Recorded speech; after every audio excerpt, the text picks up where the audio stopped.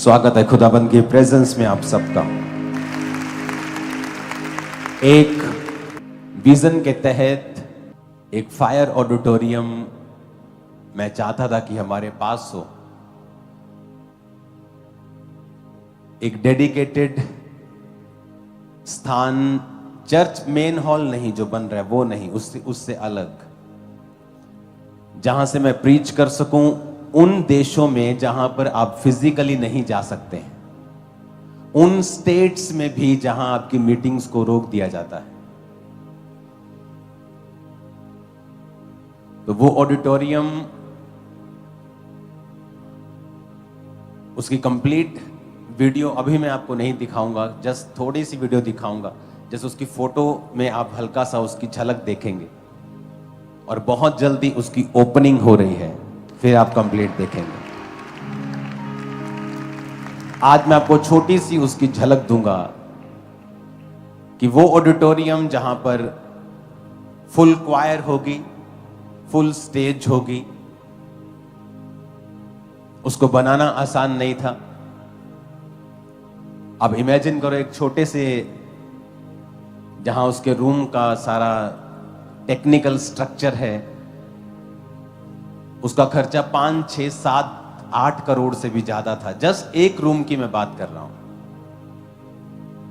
मैंने अभी साउंड की बात नहीं की, बाकी चीजों की बात नहीं की, ऑडिटोरियम की, पूरी ऑफिस की सिस्टम की बात नहीं, मैं जस्ट आपको उसके एक चलाने वाले सॉफ्टवेयर की अब मैं बात कर रहा हूं। वो इतना जबरदस्त सिस्टम था जो परमेश्वर ने कंप्लीट किया है, और जल्दी बहुत से स्टेट्स, बहुत से लोग, बहुत से मेरे स्पिरिचुअल सन्स जो चाहते थे कि मैं क्रूसेड्स करूं, अब वो रास्ता ओपन हो जाएगा। 31 नाइट की मीटिंग के बाद, न्यूजीलैंड क्रूसेड के बाद, फिर वो क्रूसेड्स मैं शुरू कर दूंगा। उस वीडियो को आप देखेंगे, वो वीडियो कंप्लीट नहीं है ताकि ओपनिंग वाले दिन आपको कंप्लीट दिखाई जा सके। तो उसमें सिर्फ 20% आपको दिखाया जाएगा और बाकी 80% उसे हम रखेंगे संभाल के हालेलुया। और उसे दिखाएंगे आपको जब ओपनिंग होगी, क्योंकि टीम ने जस्ट 20 डेज मांगे हैं, और तो थोड़ा सा एक्स्ट्रा भी अगर हम टाइम लगाएंगे तो उसे हम जल्दी कर लेंगे। उस वीडियो को हम देखेंगे।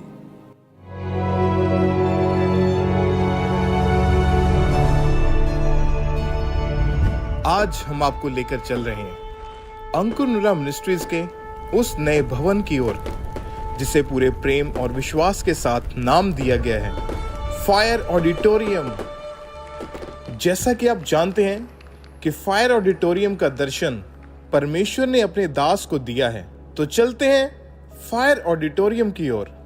जैसे ही आप इसके मुख्य द्वार से अंदर प्रवेश करते हैं, सामने स्वागत करता है रिसेप्शन एरिया। रिसेप्शन से आगे बढ़ते हुए एक ग्लोरियस रास्ता जो आपको लेके जाता है उस फायर ऑडिटोरियम की ओर, जिसका दर्शन परमेश्वर ने अपने दास को दिया है, जिसकी हर दीवार पर परमेश्वर के कार्यों की गवाही चमक रही है। इसी कॉरिडोर के दाईं ओर बने हैं सुंदर गेस्ट रूम्स, जहां सेवा में आने वाले प्रचारक, पास्टर्स और टीम के सदस्य ठहरते हैं, ताकि शांति और प्रभु की उपस्थिति से भरी इस जगह में वे और भी अधिक उत्साह से काम कर सकें। फिर हम सीढ़ियों के रास्ते फर्स्ट फ्लोर में पहुंचते हैं। पहली मंजिल पर प्रवेश करते ही आप सुनते हैं दुआओं की आवाजें, वचन की प्रतिध्वनि और विश्वास की सांसें। यह है फायर ऑडिटोरियम का हृदय, प्रेयर टावर, जहां 24 घंटे लगातार बीमारों के लिए और जरूरतमंदों के लिए प्रार्थनाएं की जाती हैं। यह जगह धरती पर स्वर्ग की हेल्पलाइन जैसी है। जैसे ही हम दूसरी मंजिल पर कदम रखते हैं, इस मंजिल पर है मीडिया रूम, जहां से social media, Instagram, YouTube broadcast की टीम काम करती है। यही वो जगह है जहां से वचन लाखों लोगों तक पहुंचता है। हर पोस्ट, हर वीडियो, हर अपडेट किसी के जीवन का टर्निंग पॉइंट बन जाता है। सामने खुलता है इस पूरे भवन का सबसे आत्मिक और तकनीकी रूप से शक्तिशाली जगह, द फायर ऑडिटोरियम।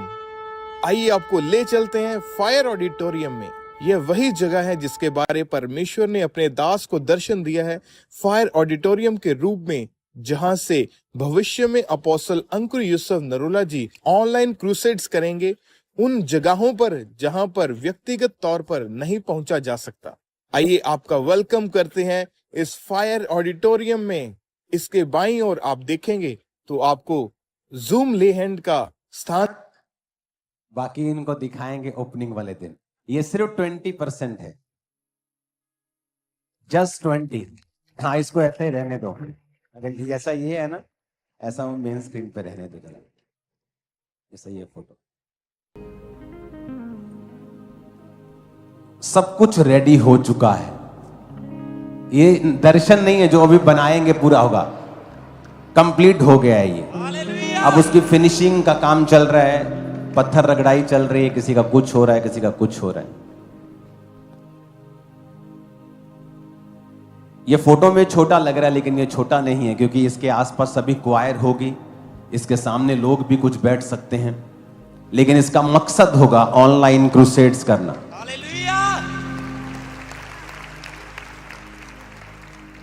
और हम देखने वाले हैं बड़े काम को, खुदाबंद के बड़े काम को। शैतान सोचता है कि उसने कहीं कहीं कामयाबी हासिल कर ली है, पर उसे यह नहीं पता कि परमेश्वर 100 नए रास्तों के द्वारा काम करता है।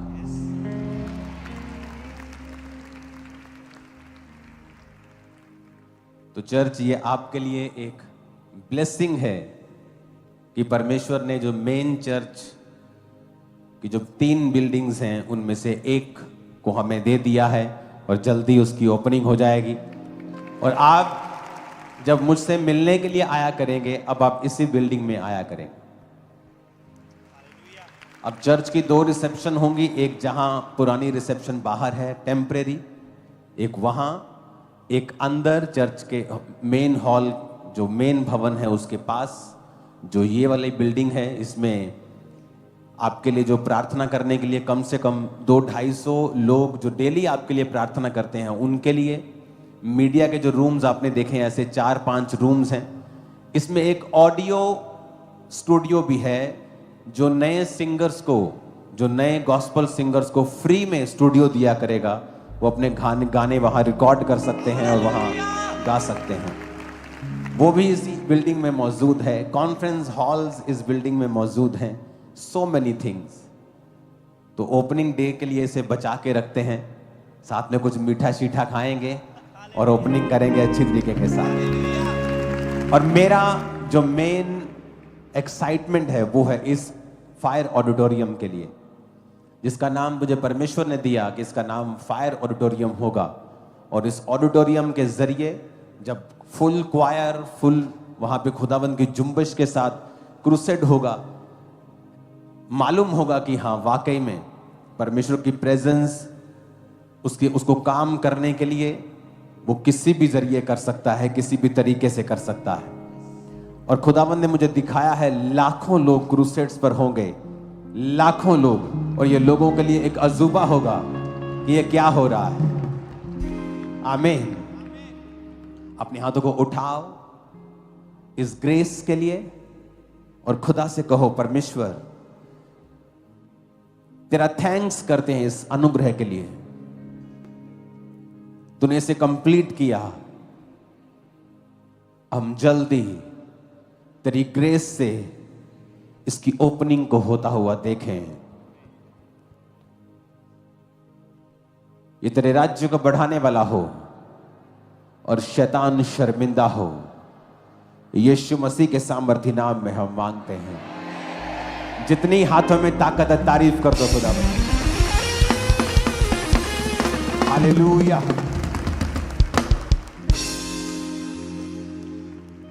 खुश हो के नहीं, एक्साइटेड हो पहले क्रूसेड के लिए। ब्रांचेस में क्रूसेड होंगे, मैं आऊंगा, लेकिन ऐसे देश हैं जहां मैं नहीं जा पा रहा हूं, ऐसे देश हैं, उन देशों में इन जगहों से क्रूसेड किया जाएगा। अभी अमृतसर ब्रांच में क्रूसेड होगा, उसके बाद लुधियाना में परमेश्वर ने कहा है क्रूसेड करने के लिए, फिरोजपुर में कहा है, फिरोजपुर में होगा। जहां ब्रांचेस हैं, चर्च के ब्रांचेस हैं, डे के क्रूसेड चर्च के ब्रांचेस के पास या चर्च के ब्रांचेस के अंदर ही हुआ करेंगे। तो मैं आया करूंगा क्रूसेड्स के लिए। अभी थर्सडे क्रूसेड होगा, खुदावंद का मसा बहेगा, लोग आग के लपटों को परमेश्वर ने बताया ग्रहण करें और सामर्थ से भर के वापस जाएं और हील होके वापस जाएं। परमेश्वर का जो मसा है, जब आपकी लाइफ में ओवरफ्लो होता है, ये उसका रिजल्ट होता है हमेशा। अगर आपके पास 1 गिलास पानी है, आधा गिलास पानी है, आप दूसरों को नहीं पिला सकते, वरन आपकी भी जो प्यास है वो कंप्लीट बुझ नहीं सकती है। पर अगर आपके पास बहता हुआ नल है, आप खुद भी पी सकते हैं और लोगों को भी पिला सकते हैं। आप जब भी, हमने अपनी सेवकाई में एक्स्ट्रा ऑर्डिनरी चीजें देखी। मैं खुद हैरान हुआ जब ब्रांचेस ओपन हुई। हमने जगहें ली थी 3000 4000 लोगों के बैठने के लिए, और यह समझा था कि 1-2 साल के अंदर अंदर हम इसे भरेंगे और आगे बढ़ेंगे, जबकि यह मालूम नहीं था कि 2-3 हफ्ते में ही लोग ओवरफ्लो हो जाएंगे और जहां 4000 सोचा था वहां 50,000 होंगे। कभी नहीं सोचा था 50,000। आज गुरदासपुर की ब्रांच 14 एकड़ में है, 14 एकर्स। अनॉइंटिंग, अभिषेक की वजह से। अभिषेक आपको एक्सपेंड करता है जहां आप नहीं जा सकते। जब अभिषेक की आपकी लाइफ में कमी होती है, आप फिजिकली क्रूसेड करते हैं, वहां लोग नहीं आते, वहां 2000-1500 लोग होते हैं। लेकिन जब आप परमेश्वर के अभिषेक में और रियल अनॉइंटिंग के अंडर होते हैं, आप एक्सपेंड करते हैं। अब जब ऑनलाइन क्रूसेड होगा, आप हैरान होंगे और आपको यकीन नहीं होगा कि क्या ये ऑनलाइन क्रूसेड है, क्योंकि ना तो स्टेज मालूम होगा कि ऑनलाइन है, ना तो लोग ऑनलाइन होंगे। सब ग्राउंड के ऊपर होगा और लाखों लोग होंगे वहां पे, लाखों, और लोग बच रहे होंगे, हील हो रहे होंगे। मेरी टीम उसी ग्राउंड पे होगी जो टेस्टिमनीज ले रही होगी। हालेलुया। अनॉइंटिंग आपको एक्सपेंड करती है। जो मकसद परमेश्वर ने जिसके तहत आपको बुलाया है, उस मकसद को आप पूरा नहीं कर सकते अगर अभिषेक की कमी आपकी लाइफ में है तो। अनॉइंटिंग एक रियल चीज है। बाइबल कहती है पौलुस के देह से रुमालों को छुआ कर, देह में क्यों? क्योंकि देह के अंदर ही परमेश्वर ने मसे को रखा है। उस थर्सडे वाले वचन को निकालेंगे, दूसरा कुरिन्थिया वाले वचन को निकालेंगे, आज का नहीं। हां, परंतु हमारे पास यह धन मिट्टी के बर्तनों में रखा है और यह असीम सामर्थ हमारी ओर से नहीं वरन परमेश्वर की ओर से ठहरे। उसने कहा है कि ये जो सामर्थ है तुम्हारे शरीरों में रहती है, तुम्हारी बॉडी के अंदर रहती है, और इसी बॉडी से छुआ कर रुमाल को लगाया जाता था। रुमाल कुछ नहीं है, ये एक डेड चीज है, लेकिन जैसे एक रॉड अपने आप में मरी हुई है, लेकिन जब वो एक करंट वाली तार के साथ लगाई जाती है तो किसी आदमी को भी पकड़ सकती है जो 50, 60, 70 किलो का है, उसे भी पकड़ती है और छुड़ा नहीं सकते लोग, क्योंकि उसमें वो करंट है।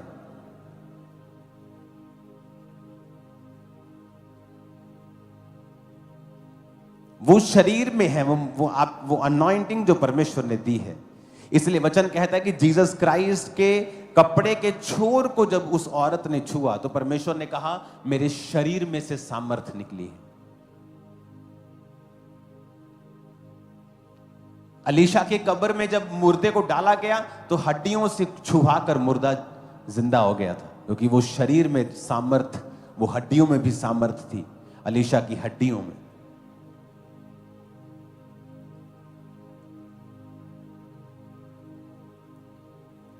अनॉइंटिंग एक रियल चीज है।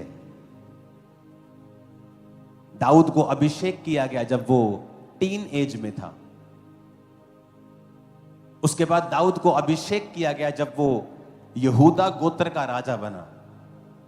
तीसरी बार दाऊद को अभिषेक किया गया जब वो पूरे इज़राइल के 12 गोत्रों का राजा बना।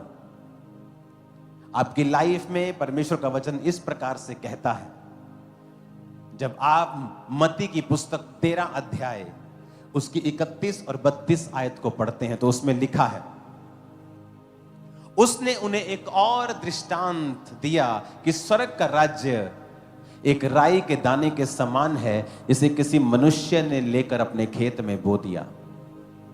वह सब बीजों में छोटा होता है, परंतु जब बढ़ जाता है साग पात से बड़ा हो जाता है और ऐसा पेड़ हो जाता है कि आकाश के पक्षी आकर उसकी डालियों पर बसेरा कर लेते हैं। उसने कहा स्वर्ग का राज्य एक छोटे मस्टर्ड सीड के समान है। आज जो एक व्यक्ति अभिषेक से भरे हुए काम कर रहा है और दूसरा जो नहीं कर पा रहा है, परमेश्वर पक्षपाती नहीं है। जब आप परमेश्वर में आते हैं तो जिस तरह पुराने नियम में अलग अलग समय पर दाऊद को मसा किया गया, नया नियम अलग है। जिस दिन आप यीशु मसीह को अपना उद्धारकर्ता ग्रहण करते हैं और बपतिस्मा ले लेते हैं और पवित्र आत्मा को ग्रहण करते हैं, बाइबल बताती है कि सारे दान, वरदान और मसा आपको दे दिया जाता है। जिस तरह एक अडॉप्ट करते हैं ना आप किसी डॉगी को, आप किसी डॉगी को अडॉप्ट करते हैं, सडनली एक सड़क पे रहने वाला डॉगी अगले दिन महल में उठता है, वो आपके बेड पे चढ़ जाता है, आपके सोफे पे चढ़ जाता है, उसकी लाइफ चेंज हो जाती है। सडनली एक गरीब को आप उठाते हैं और एक महल में पहुंचा देते हैं। अब उस महल में बहुत सारी चीजें हैं, बहुत सारी अलमारियां हैं और उनकी चाबियां जो हैं वो उस व्यक्ति के पास है, लेकिन उस अलमारी में, हर एक अलमारी में अलग अलग चीजें रखी हैं और उसकी चाबियां मेरे पास हैं। जब तक मैं उनको खोलूंगा नहीं, मैं उनका बेनिफिट नहीं ले सकता हूं। जब आप मसीह में आते हैं तब आपको एक घर में रख दिया जाता है जिस घर में बहुत सारी अलमारियां हैं। चंगाई का वरदान, हीलिंग, डिलीवरेंस, मसा, बरकतें, हर एक चीज उस घर में रखी है। अब कोई तो है जो उस चाबी का प्रयोग करता है और चाबी लगाना सीखता है और धीरे धीरे देखता है कि मुझे क्या क्या मिला है और मैं इसे कैसे इस्तेमाल कर सकता हूं। और कोई तो उन चाबियों को जेब में रख लेता है और सारी उम्र एक गरीब की तरह जीवन बिताता है, जबकि वो उस घर की सारी आशीषों का फायदा ले सकता था। इसी तरह वचन कहता है कि जब आप और मैं, हम दोनों मसीह में आए, तो जब हमने पवित्र आत्मा पाया, बैप्टाइज्ड हुए, तो उसी दिन हमें पवित्र आत्मा और आत्मिक सब प्रकार की आशीषें हमारे ऊपर दे दी गई थी। अब करना क्या है? अब मुझे जब पवित्र आत्मा मिला और मसा मिला, अब मुझे उस मसे को प्रोटेक्ट करना है और उसमें बढ़ना है। कैसे? अब मैं जब मसीह में आया तो मुझे देखना है कि क्राइस्ट के फिनिश्ड वर्क क्या है। मसीह के खत्म किए हुए कामों पर विश्वास करना है और वो खत्म किए हुए काम क्या है जो परमेश्वर ने मेरे लिए कर दिए हैं ऑलरेडी। अब मुझे उनको चेक करना है और उनका फायदा लेना है। अब बाइबल पढ़नी है, मसीह को जानना है, अच्छे लोगों के साथ संगति करनी है, क्योंकि जो कुछ परमेश्वर ने मुझे दे दिया है मैं उसका बेनिफिट नहीं ले सकता हूं अगर मैं उसे समझता ही नहीं हूं। तो ऐसा दोस्त जो अन्य जाति है, जिसके पास बैठकर ये मैं फिल्मों और फलानी फिल्म, फलानी ब्लू फिल्म के अलावा और कुछ मैं देखने वाला और समझने वाला नहीं हूं, मैं ऐसे व्यक्ति के साथ संगति करके परमेश्वर के राज्य की बातें नहीं सीख सकता हूं। तो मुझे अपनी संगति अनॉइंटेड लोगों के साथ रखनी होगी। मुझे उन लोगों के साथ उठना बैठना है जो पवित्र आत्मा को समझते हैं, जो पवित्र आत्मा की सामर्थ्य को समझते हैं, जो एक दर्शन के तहत चलते हैं। क्योंकि अब परमेश्वर ने जो मुझे पहले दिन सब कुछ दे दिया है, लेकिन मुझे चलना सीखना है। मुझे वो सीखना है कि मुझे इन अलमारियों में क्या क्या मिला है, कौन कौन सी चाबियां मेरे पास हैं। और जो व्यक्ति चलना सीखते हैं, वचन कहता है कि जब तुम मसीह में आए तो सबको एक जैसा विश्वास पिलाया गया। हम सबको एक माप दिया जाता है कि सबको एक एक कटोरा विश्वास मिलेगा। अब किसी ने वो विश्वास लिया और परमेश्वर में चलना शुरू किया, वो वचन पे चला, संगति की, जेन्युइन रीति के साथ, पाप में नहीं, प्योरिटी में अपनी जीवन को बिताया, तो वचन कहता है कि वो बीज जो छोटा सा था वो बढ़ते बढ़ते एक दिन पेड़ बन जाएगा और सारे पक्षी उस पर बसेरा करेंगे। ये किन लोगों के लिए है? उन लोगों के लिए जिन्होंने परमेश्वर के उस विश्वास को जो पहले दिन उन्हें मिला था उसको बनाए रखा। वो डर से नहीं हटे। आज बहुत से लोग हैं जो डर के मारे बपतिस्मा नहीं ले पा रहे अभी तक। 8-8 साल के चर्च में मेंबर हैं और उन्हें शर्म भी नहीं आती है कि हम बैप्टाइज नहीं हैं। कोई मुझे क्या बोलेगा, समाज मुझे, आज अगर तुम्हारा एक्सीडेंट हो जाए और तुम मर जाओ और तुम नरक चले जाओ, तुम वहां पछतावा कभी खत्म नहीं होगा कि मेरे पास समय था बपतिस्मा लेने का, मेरे पास समय था परमेश्वर में चलने का, लेकिन मैंने नहीं किया। जब आप मसीह में आते हैं आपको विश्वास दिया जाता है, आपको अनॉइंट कर दिया जाता है। अब आपको उस मसीह में बढ़ना है, परमेश्वर के संग चल के, और फिर आप मसीह में बढ़ते हैं, क्योंकि बिना मसीह के बढ़ने से सब चीजें बेकार हैं, व्यर्थ हैं। अनॉइंटिंग आपको उन जगहों पे लेके जाती है जहां आप काबिल नहीं थे।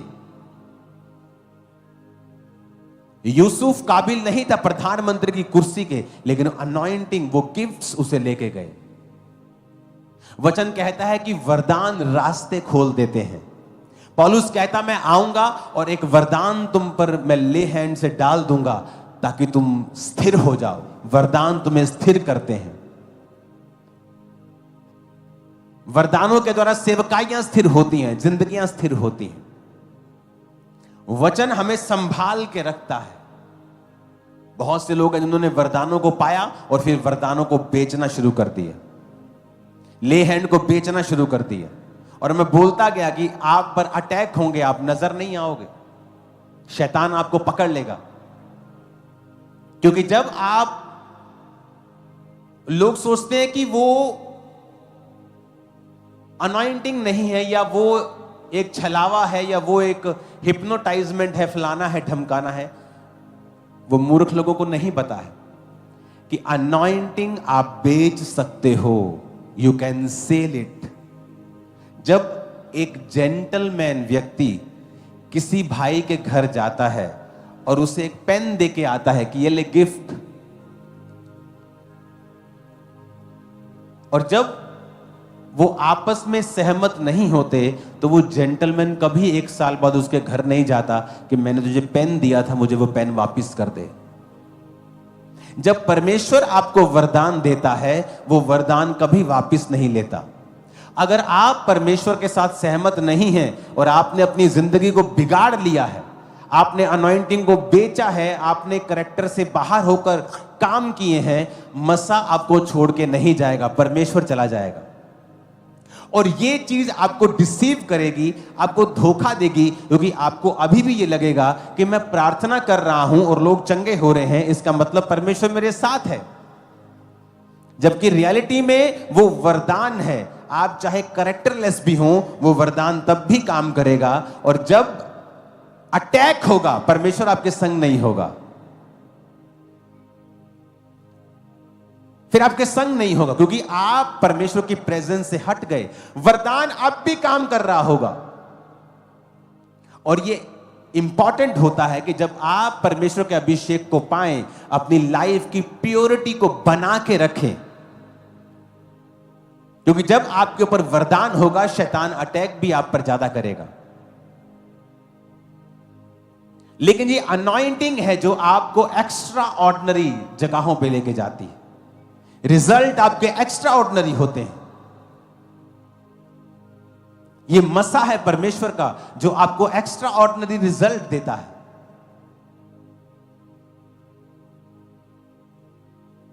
अगर आप रिजल्ट चाहते हैं ऐसा जैसे किसी की लाइफ में नहीं आपने देखा, आपको अभिषेक चाहिए। और अभिषेक एक ऐसी चीज है जिसमें आप बढ़ते हैं रोज, परमेश्वर के साथ समय को बिता के, एक प्योर लाइफ जी के, अपने दुश्मनों से दुश्मनी ना करके, और फिर आप उस मसे में बढ़ते हैं क्योंकि आप देखते हैं कि आपके पास क्या क्या है। आप उन चाबियों का इस्तेमाल करते हैं, आप परमेश्वर में सीखते हैं, समझते हैं, परमेश्वर उन डोर्स को ओपन करता है आपके सामने और आप ज्यादा काम कर पाते हैं। आप जैसे जैसे प्रभु में चलते जाते हैं वो मसे में और सामर्थ में आप बढ़ते जाते हैं। पौलुस की सेवकाई में सिर्फ प्रचार हुआ, फिर कुछ सालों के बाद हीलिंग हुई और कुछ और सालों के बाद मुर्दे भी जिंदा हुए। वो आत्मा में बढ़ता गया, सामर्थ में बढ़ता गया, वचन में बढ़ता गया। आप ग्रो कर सकते हैं परमेश्वर में, लेकिन मोस्टली जब आप परमेश्वर में अनॉइंटिंग में आपको ग्रो करना होता है या आप बड़े काम करना चाहते हैं, आपकी लाइफ के चैलेंजेस भी दूसरों से अलग होते हैं। कई बार आप हैरान होते हैं कि आपकी लाइफ के ऊपर इतने अटैक क्यों हैं, आप क्यों इतने अटैक्स का सामना कर रहे हैं, आपके शरीर पे, आपकी स्पिरिट पे, आपके फाइनेंस पे, आपकी फैमिली पे। क्योंकि शैतान आपको ऐसे नहीं देखता जैसे आज आप हैं, वो आपको ऐसे देखता है जैसे कल आप होने वाले हो। वो आपको ऐसे देखता है। मैं 19.5 साल का था जब परमेश्वर में आया। जब मैं उससे बहुत यंग था तो मुझे एक रोज फीवर रहने लग गया जब मैं मसीह में नहीं था।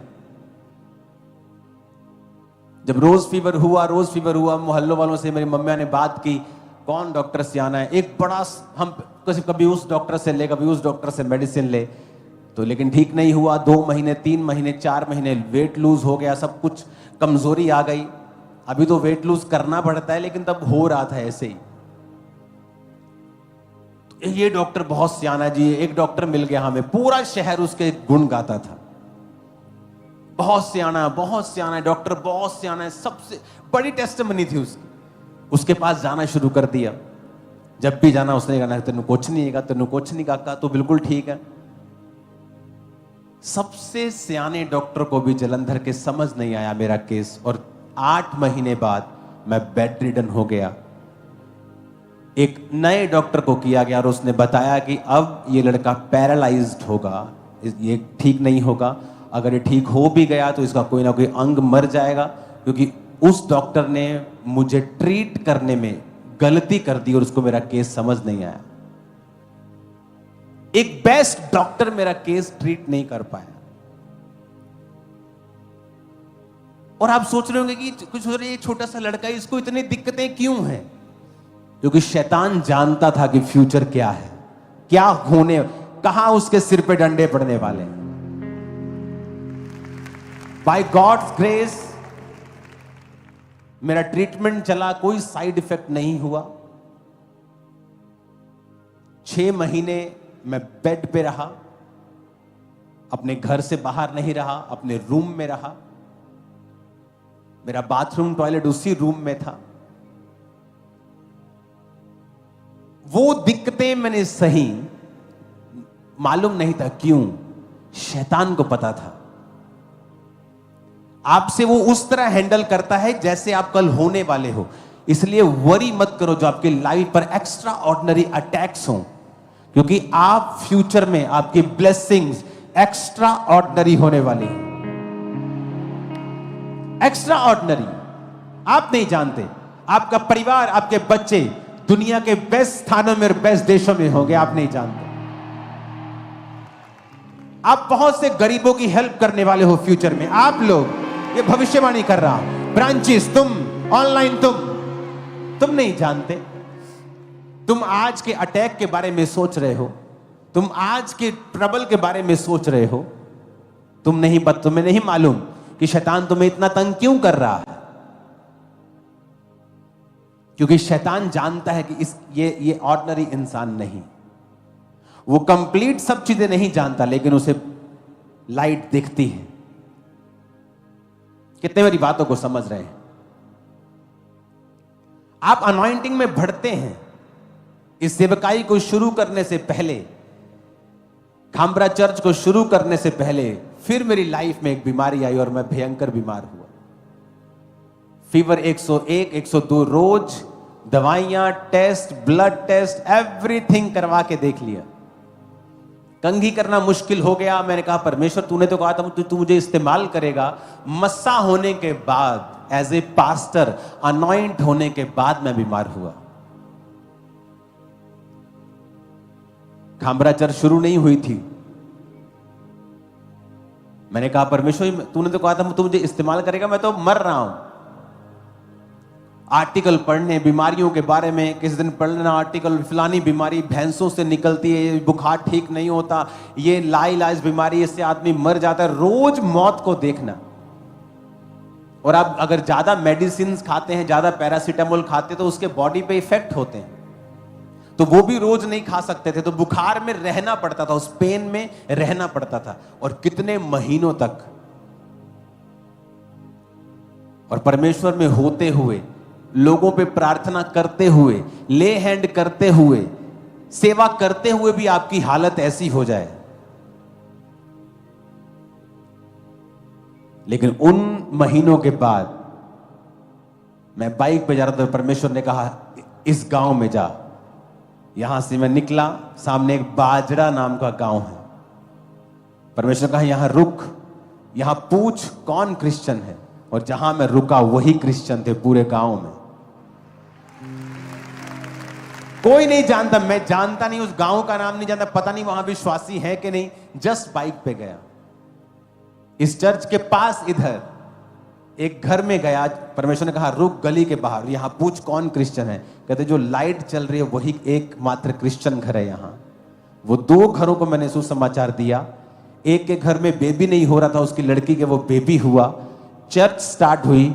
उस बीमारी के बाद बीमारी कहां चलेगी मालूम भी नहीं हुआ,